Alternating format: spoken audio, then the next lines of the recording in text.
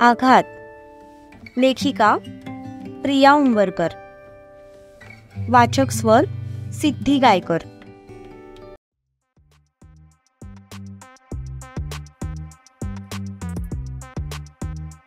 शिवादा, हे बघ, मला मारू नकोस. आधीच अंग खूप ठणकतंय माझं. सूर्या बेडवरून पलीकडे उडी मारत म्हणाला. शिवा वादळासारखा त्याच्या खोलीत शिरला होता आणि त्याला पकडण्याचा प्रयत्न करत होता. पण प्रसंगावधान राखून सूर्याने टुनकर बेडवरून पलीकडे उडी मारली. त्यामुळे तो वाचला. काय बोलत होतास तू खाली? वहिनी क्रमांक 2. हा, चुपचाप माझ्या समोर या, नाहीतर हाताला लागलास ना तर अंगात भुसा भरून शेतात उभा करेन तुला. शिवा पण बेडवर उडी मारत पलीकडे गेला. तसा सूर्या सोफ्याच्या मागे जाऊन लपला. पूर्ण रूम मध्ये त्यांची पकडापकडी सुरू होती. काय चुकीचं बोललोय मी? मला आवडली बाबा माझी वहिनी नंबर 2, सूर्या म्हणाला. तसं शिवा पळायचा थांबला आणि जागेवर स्तब्ध झाला. त्याला थांबलेलं बघून सूर्या उभ्याने जोरजोरात श्वास घेऊ लागला. आधीच त्याचं अंग ठणकत होतं.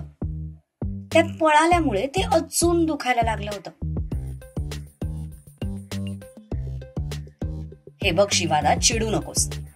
मी फक्त माझ्या मनात जे आलं ते बोलून रिकामा झालोय.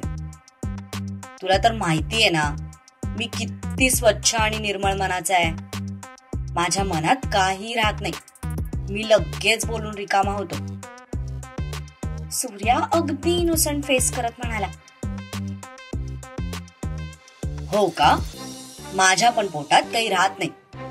थांब, आत्ताच तुझ्या आणि राधाबद्दल वहिनीला जाऊन सगळं सांगून येतो. असं म्हणत शिवा दाराच्या दिशेने जायला लागला. तसं सूर्याचे डोळे भीतीने मोठे झाले. तसा तो शिवाच्या मागे पळाला आणि त्याच्या आधी दरवाजात आडवा हात करून उभा राहिला. तुला मला जितकं मारायचंय मारून घे, पण मला वहिनी नंबर 2 आवडली म्हणजे आवडली. एकदम परफेक्ट मॅच आहे तुला. हा, तुझ्यापेक्षा रंगाने थोडी सावळी आहे, पण नाकी डोळी मस्त आहे. आणि सगळ्यात महत्वाचं म्हणजे ती तुझ्यापेक्षा बिनधास्त आहे. तू तिचा बॉस असून सुद्धा ती तुला जरा पण घाबरत नाही. तुला वाचवण्यासाठी ती स्वतः पुढे झाली. यावरून ती किती निडर आहे ते पण दिसून येतं. तुझ्यासाठी एकदम परफेक्ट मॅच आहे रे शिवादा. एकदा विचार तर करून बघ. आणि माझं बोलणं आवडलं नसेल तर घे चप्पल आणि मार मला. सूर्या पायातील स्लीपर त्याच्यासमोर पकडत म्हणाला. पण त्याचं तोंड बघून शिवाचा सगळा राग गळून पडला. कारण आधीच त्या गेंड्याने त्याच्या तोंडावर भरपूर नक्षीकाम केलं होतं. मनात तर येतंय की तुझ्या या चंद्रासारख्या मुकड्यावर भरपूर डाग पाडावे, पण सध्या तुझ्या थोबड्यावर स्पेस शिल्लक नाहीये. एकदा बरा हो, मग तुला असा हाताखालून काढतो ना की 8 दिवस तुला हॉस्पिटलमधून डिस्चार्ज सुद्धा मिळणार नाही, शिवा म्हणाला.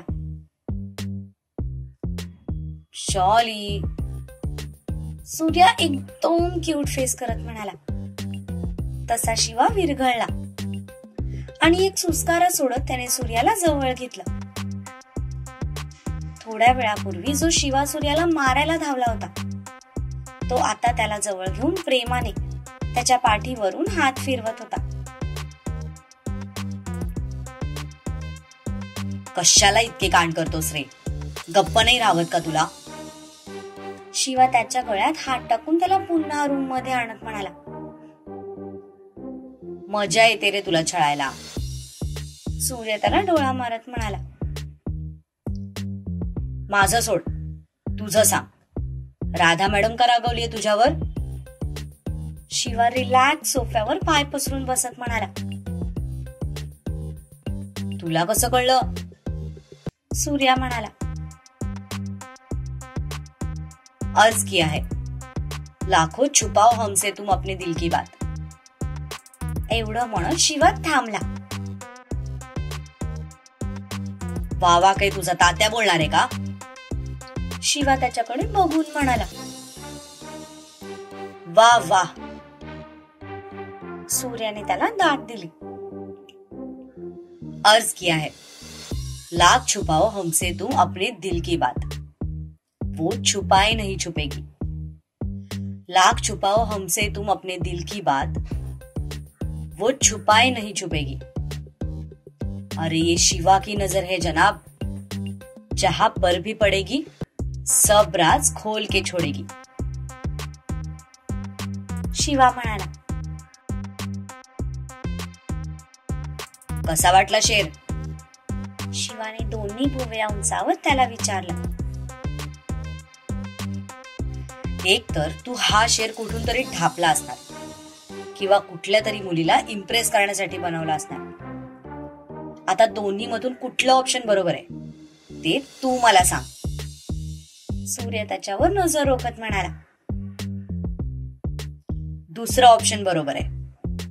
शिवा त्याला डोळा मारत म्हणाला. मला ना तुझं एक विशेष वाटतं. सूर्या म्हणाला. काय? शिवाने विचारलं.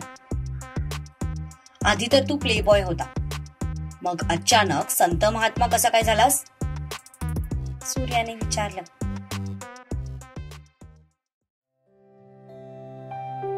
कारण आधी मी फक्त शिवा होतो, पण आता मी वहिनीचा गुड बॉय आहे. आणि खरं सांगायचं तर भाई आणि वहिनीकडे बघून मला समजलंय की खऱ्या प्रेमाची ताकद काय असते. आय नो की माझे पास्ट मध्ये खूप रिलेशनशिप्स राहिलेत, बट ते सगळे रिलेशन्स फक्त गरज म्हणून होते. मुली माझा पैसा, स्टेटस, गुड लुक्स बघून माझ्या जवळ यायच्या आणि मी फक्त टाइमपास करण्यासाठी त्यांना जवळ करायचो. प्रेम या शब्दाचा अर्थ अजून तरी मला माहित नाही, पण हा भाई आणि वहिनीकडे बघून तो अर्थ मला आता थोडा थोडा कळू लागलाय. त्या दोघांनी दाखवून दिले की प्रेम जर खरं असेल तर ते कुठल्याही परिस्थितीतून व्यवस्थित बाहेर पडतं. शिवा म्हणाला.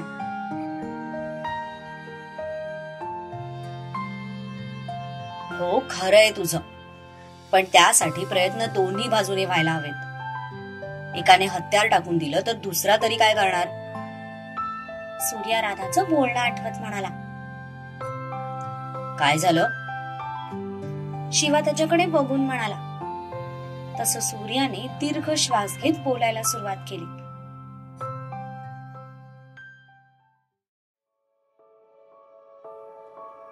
त्यांनी राधा आणि त्याच्यामधलं सगळं डिस्कशन शिवाला सांगितलं.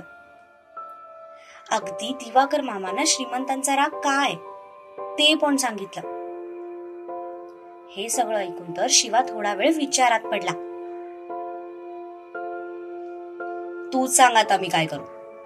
तिचा सपोर्ट मिळाला तरच मी पुढे काहीतरी करू शकतो, पण ती काही ऐकून घेण्याच्या मनस्थितीतच नाहीये.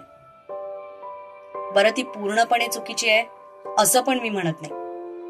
ती तिच्या जागेवर बरोबर आहे. तिचं तिच्या आई वडिलांवरचं प्रेम मी समजू शकतो, पण मग माझ्या प्रेमाचं काय? मान्य आहे की लहानपणापासून त्यांनी तिच्यावर प्रेम केलंय, म्हणून मी तिच्यावर कमी प्रेम करतो असं तर नाही ना.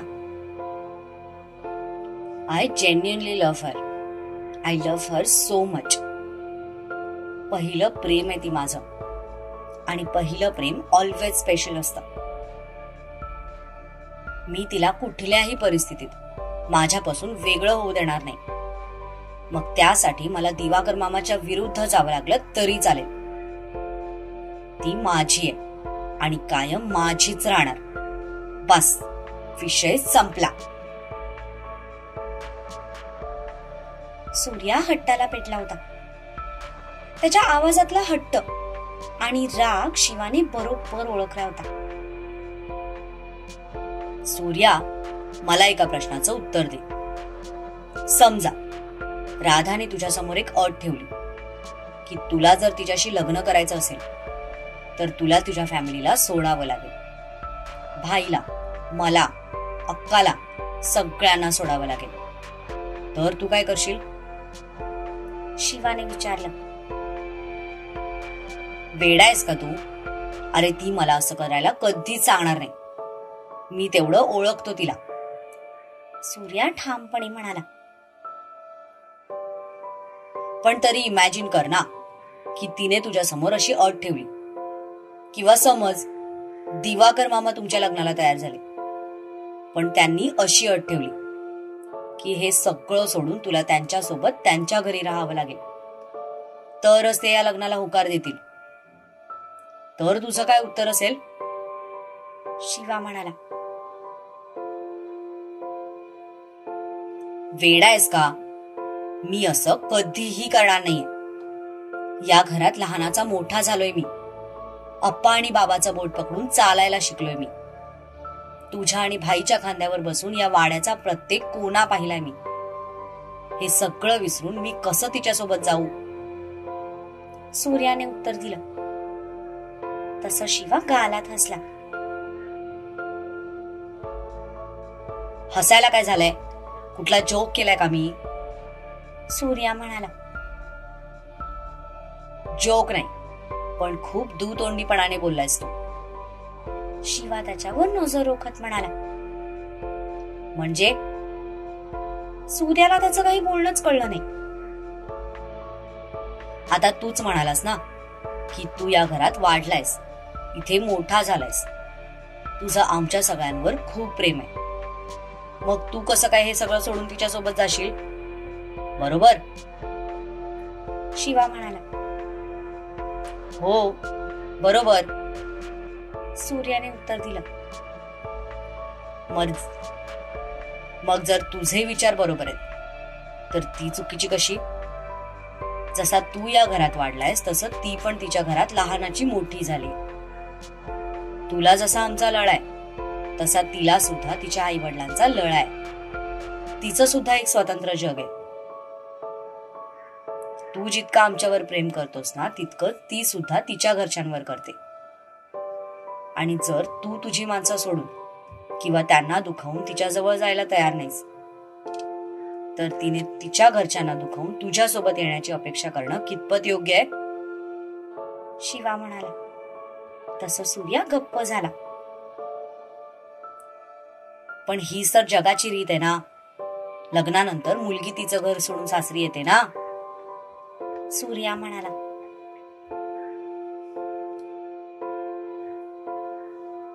हो येते ती सासरी, पण हसत हसत नाही, रडत रडत येते.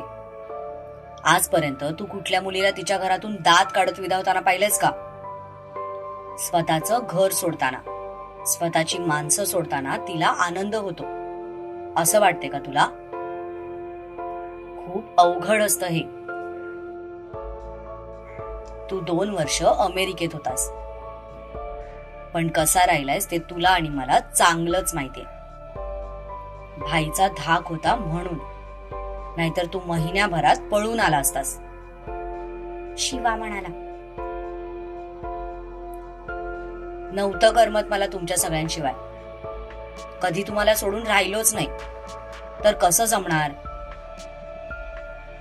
2 वर्षातला एक एक दिवस कसा काढलाय ना मी ते मला माहितीये. सूर्या म्हणाला. तसं शिवा उपहासाने हसला. नसतंच हे एवढं सोपं, आपल्या माणसांना सोडून दुसरीकडे राहणं. पण मुली ते हसत हसत करतात. स्वतःचं जोक सोडून आपल्या घरी येतात. स्वतःचं अंगण सोडून आपल्या अंगणात बागडतात. स्वतःचं दुःख विसरून आपल्या आयुष्यात सुखाची चादर पसरवतात. राधा आता कुठल्या टेन्शन मध्ये ते तुला कळणार नाही. आज तर मला पहिल्यांदा दिवाकर मामासाठी वाईट वाटतंय. तो का भाईचा इतका रागराग करतो ते मला आज समजलं. त्याने इतकी वर्ष घरावर लागलेले आरोप सहन केले, त्यामुळे तो असा कठोर झालाय. मनातलं दुःख इतक्या सहजासहजी नाही विसरता येत रे. आणि राधाने तिच्या वडिलांची अवस्था स्वतःच्या डोळ्यांनी पाहिली, म्हणून ती त्यांच्या विरुद्ध जायला घाबरते. आणि दुसरं म्हणजे राधा आपल्या वहिनीसारखी स्ट्रॉंग नाहीये, खूप हळवी आहे. छोट्या छोट्या गोष्टीने खुश होते, तसंच छोट्या छोट्या गोष्टीने उदास सुद्धा होते. आज तिने जे काही पाहिलंय ते तिच्यासाठी नवीन होतं. तिला या वातावरणाची सवय नाहीये, म्हणून ती घाबरली. आणि खरं तर काय चुकीचं बोलली ती? ती जे बोलली त्यातला शब्द खराय. हा पैसा आपल्या घरात फक्त ऐश्वर्य घेऊन आला नाही, तर खूप साऱ्या वाईट नजरा पण घेऊन आल्या. माई गेली, काकू गेली, आज अप्पांची ही अवस्था आहे. पैसा असून सुद्धा ते त्या पैशांचा उपभोग घेऊ शकत नाही. एवढंच काय, तर स्वतःच्या पायावर धड उभं पण राहू शकत नाही. मग काय उपयोग आहे या पैशाचा? काकांचं म्हणशील तर आयुष्यभर त्यांनी तुझ्यासाठी कष्ट केले, पण जेव्हा सगळं व्यवस्थित झालं आणि सुखाचे दिवस आले, तेव्हाच देवाने त्यांच्यापासून त्यांचा जोडीदार हिरावून घेतला. आणि स्वतःला या एकटेपणातून बाहेर काढण्यासाठी त्यांनी कामात स्वतःला पूर्णपणे झोकून दिला. अक्काचं म्हणशील तर ज्या वयात सुनांच्या जीवावर बसून आराम करायचा असतो, त्या वयात दोन्ही सुनांच्या चिता बघायची वेळ आली अक्कावर. म्हातारपणात सुद्धा तिच्यावर घरची जबाबदारी पडली. सोपं आहे का हे सगळं? आणि भाई, त्याच्याबद्दल तर काय बोलायलाच नको. खूप कमी वयात या घरचा कारभार त्याला स्वतःच्या खांद्यावर घ्यावा लागलाय. आपण तरी आपली लाईफ पूर्णपणे एन्जॉय केली आणि अजूनही करतोय, पण त्याला ते करायला कधीच जमलं नाही. तो पण तर कधीतरी कॉलेजला जात होता ना, मग त्याला नसेल वाटलं का मित्रांसोबत बाहेर जावं, चिल करावं? टीनेज वयात त्याला सुद्धा मुलींबद्दल आकर्षण वाटलंच असेल ना. पण या सगळ्या गोष्टींकडे लक्ष देण्यासाठी जो वेळ हवा असतो, तो वेळ त्याला कधी मिळालाच नाही. शिक्षण, घर, घरातल्या जबाबदाऱ्या, या सगळ्यात तो कधी मोठा झाला हे त्याला सुद्धा कळलं नाही. आणि जेव्हा कळलं तेव्हा चिल करायचं वय निघून गेलं होतं. कारण आता तो द सत्यजित पाटील बनला होता, पाटील घराण्याचा मोठा मुलगा. ज्या मुलीवर त्याने प्रेम केलं, तिला स्वतःच्या डोळ्यात देखत इतक्या हालअपेष्टा सहन करताना त्याला पाहावं लागलं. ते पण आपल्याच एका जवळच्या मित्राकडून हे सगळं घडलंय. हे जेव्हा त्याला समजलं असेल, तेव्हा त्याच्या जीवाला काय वाटलं असेल याचा तू विचार सुद्धा करू शकत नाहीस.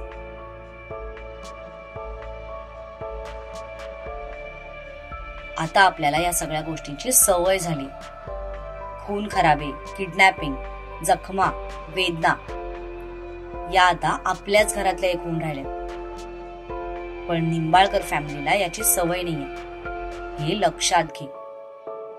ती खूप साधी माणसं आहेत. आपलं काम आणि आपण यातच ते खुश असतात. त्यात वहिनीसोबत जे काही झालंय त्यामुळे त्यांच्या घरातलं वातावरण सुद्धा दूषित झालं असणार. नशीब की वहिनीबद्दल कोणाला बाहेर काही माहित नाही. विचार कर, जर ही बातमी गावभर पसरली असती तर त्यांच्या घरातल्या माणसांवर काय बितली असती. आधीच बहिणीच्या आत्महत्येचा डाग डोक्यावर घेऊन फिरतोय तो माणूस. त्यात हा इतका मोठा डाग जर त्यांना सहन करावा लागला असता तर जगले असते का ते? शिवा म्हणाला, तुझं सगळं मला मान्य आहे रे. माझ्या बुद्धीला हे सगळं पटतंय, पण माझ्या मनाला ते पटत नाहीये. त्याचं काय करू? मला राधा पाहिजे म्हणजे पाहिजे. आणि दिवाकर मामाला यासाठी तयार करायचं असेल तर आता फक्त एकच ऑप्शन शिल्लक राहिलंय. सूर्या म्हणाला. कोणतं ऑप्शन? शिवाने विचारलं. द सत्यजित पाटील म्हणजे आपला भाई, तोच मामाला तयार करू शकतो. सूर्या म्हणाला. तुझ्या डोक्यात नक्की काय शिस्त आहे? शिवाने भुवया उंचावत विचारलं. तेच जे तुला वाटतंय.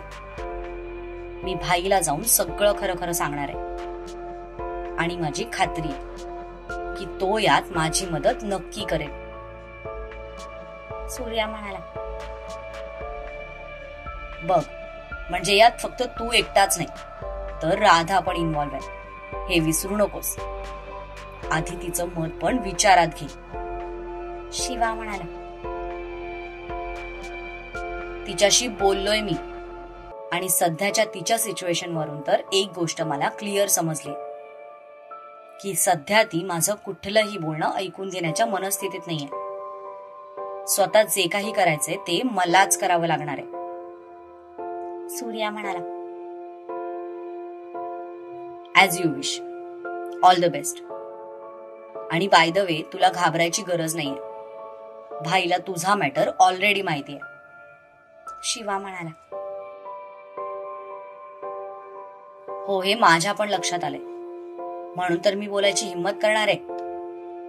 आज जेव्हा मी घरी आलो तेव्हा राधा ऑलमोस्ट रडत रडत माझ्या गळ्यात पडणार होती. तितक्यात भाई माझ्या समोर येऊन उभा राहिला, म्हणून ती थांबली. नाहीतर आज वहिनी समोर तमाशा झालाच असता. सूर्या म्हणाला.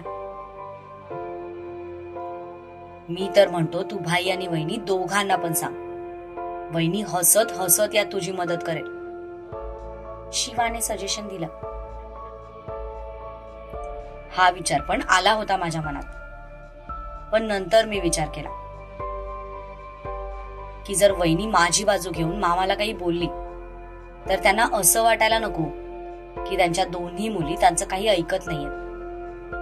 आपल्यामुळे उगीच त्यांच्यात गैरसमज नको. सूर्या म्हणाला. हे पण बरोबर आहे यार, तुझी सिच्युएशन खरंच खूप क्रिटिकल आहे. तुला प्रेमात पडायला दुसरी मुलगी सापडली नाही काय? सूर्यापेक्षा जास्त टेन्शन तर आता शिवाला आलं होतं. आता प्रेम काय असं ठरवून होतं का? सूर्या म्हणाला.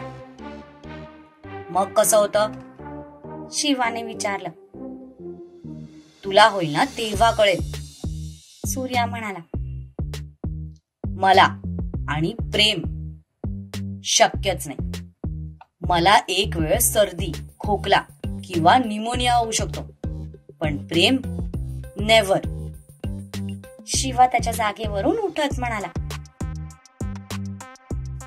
मेरे भाई, हा रोग असा सांगून होत नाही हा, पण जेव्हा होतो ना तेव्हा माणसाला पूर्ण बदलून टाकतो.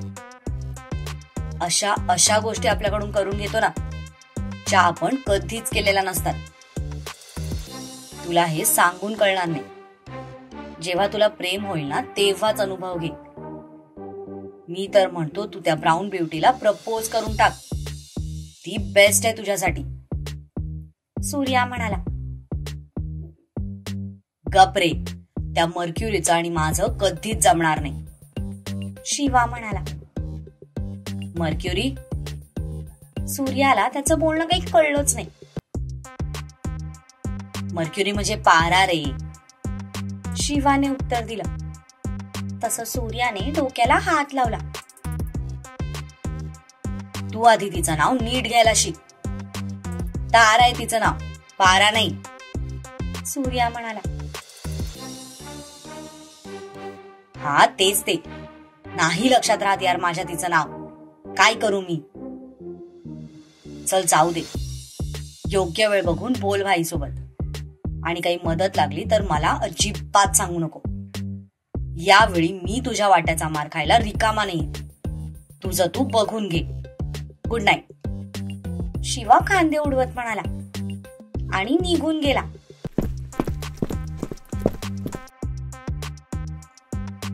हा कधीच सुधारणार नाहीये. कधी कधी इतका फिलॉसॉफर बनतो की ऐकून आपला मेंदू हँग होतो, पण थोड्याच वेळात पुन्हा पूर्वपदावर येतो. सिरियस राहणं याच्या बाप जन्मात शक्य नाही. चुकून जर याचं तारासोबत लग्न झालं ना, तर याला जेवण मिळेल की नाही माहित नाही, पण तिच्या हातचा पंच हा रोज न चुकता खाईल.